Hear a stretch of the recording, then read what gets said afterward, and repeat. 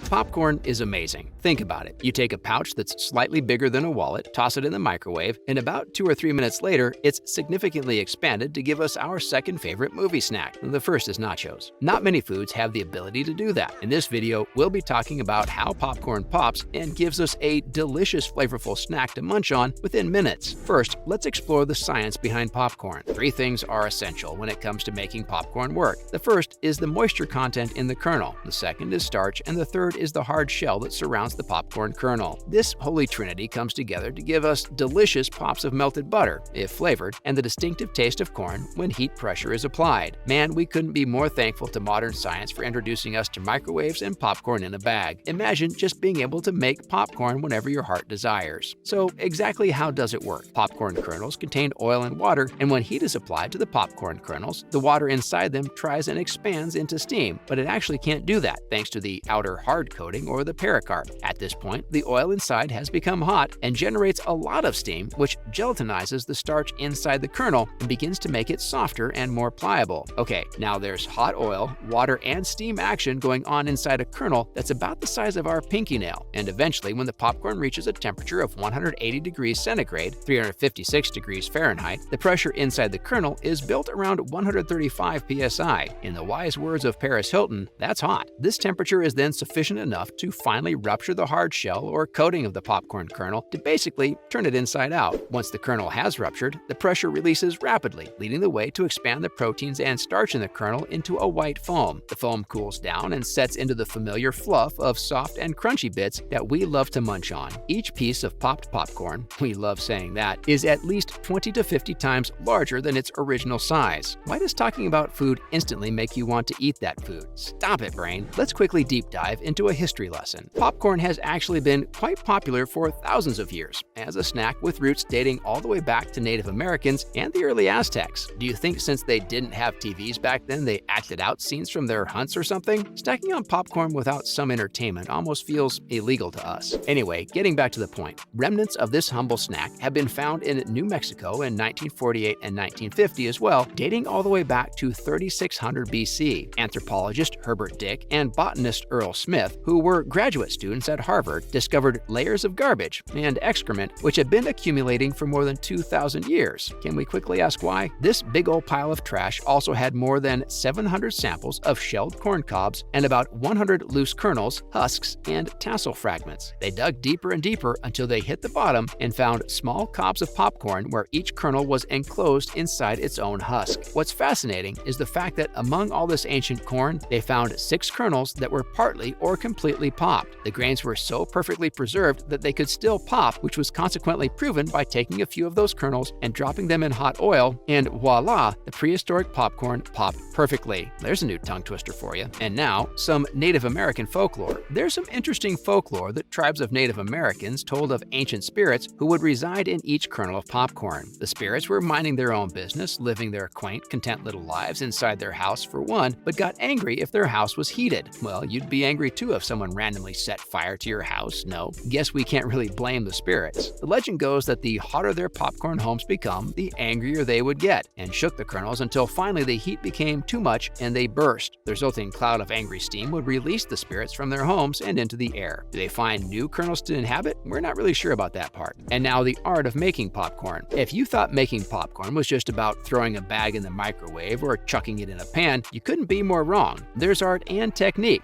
Okay, not really, but hear us out. Because if you heat the popcorn too slowly, it's not going to pop because the steam has already leaked out the tip of the kernel, and we've already established how important the steam is. However, if the popcorn is heated too quickly, it'll pop, but either be burnt at the edges or the center of the kernel will be too hard and chewy since the starch inside hasn't quite had the time to gelatinize and form a light, delicate foam. Yes, we're still talking about popcorn and not a Michelin star dish. Getting the right temperature and time is art, in our opinion. So unless you're a fan of unpopped or burnt popcorn, it's imperative to learn how to get the right temperature to make sure the angry spirits of the popcorn kernels don't curse you for setting their homes on fire. We're just kidding. There are no spirits, we think. Let's talk about the different kinds of popcorn. Before microwave bag popcorn, popcorn was made by heating the kernels directly with infrared radiation. The bags are a bit different since microwaves give off the energy to make the water inside the kernels move faster and faster while exerting more pressure on the pericarp. This process, as we've learned, causes the kernel to explode into a delicious crunchy foam blob. And the bag that the popcorn comes in traps in all the steam. This essentially helps the kernels to retain their moisture and pop more quickly. So how exactly does the bagged microwave come out smelling and tasting like heavenly delicious buttery goodness? Since microwave popcorn comes in a variety of flavors, each bag is lined with its respective flavor, and when the kernel pops inside it, it hits the side of the bag to get coated. To put it simply, heat is applied, and the kernels start dancing inside their steam bag home, bumping up against the walls, and get smothered in a flavor of your choice. Butter, extra butter, cheese, jalapeno cheese, caramel, the possibilities are endless. Now, does all corn pop? The popcorn that we buy at the store or grow in our gardens is a special strain of corn. This strain, which is more common, is known as Zea mays averta, which classifies as a type of flint corn. Common types of popcorn have yellow or white pearl-like kernels, but even red, purple, mauve, and multicolored kernels are also available in rice and pearl shapes. Some strains of wild and heritage corn can pop, but even the right strain of popcorn won't pop unless it has a moisture content of around 15%. Corn that has been freshly harvested can also pop, but the popcorn won't be as light and fluffy as it should be. Instead, it'll taste chewy and dense, kinda gross. Additionally, sweet corn and field corn are also two other commonly found types. With the right percentage of moisture and dryness, a small number of kernels will pop, but like freshly harvested corn, it won't be like the regular kind of popcorn you're used to, with a slightly different flavor. Trying to pop field corn in hot oil will produce a delicious snack, especially if seasoned right, but the corn kernels will only expand instead of breaking apart. Maybe just stick to regular microwave popcorn? Interestingly, popcorn isn't the only kind of grain that pops. There's also quinoa, millet, and sorghum that all puff up when heated through the same process. Applying heat causes pressure to build up, expanding the grain to create steam, which breaks apart the coating of the seed. And finally, debunking myths about popcorn. Despite all the delicious goodness that popcorn gives us, the snack is wildly misunderstood. Most people believe that popcorn has no nutritional value, when in fact, it's a great source of dietary fiber. Since it's also classified as a whole grain, it makes for a much smarter choice to snack on than many other carbohydrates. Popcorn is additives and preservatives free and doesn't contain any sugar. Low in calories and fat, air-popped popcorn has just about 30 calories per cup. We think it makes for the perfect guilt-free accompaniment to our favorite Netflix show. All this popcorn talk has us craving for some, and we're about to go pop a bag, and we suggest you do the same. That's a wrap for this video. Do you have any favorite popcorn flavors? Let us know in the comments below. Make sure to give this video a thumbs up and subscribe to our channel for more videos like this. See you in the next one.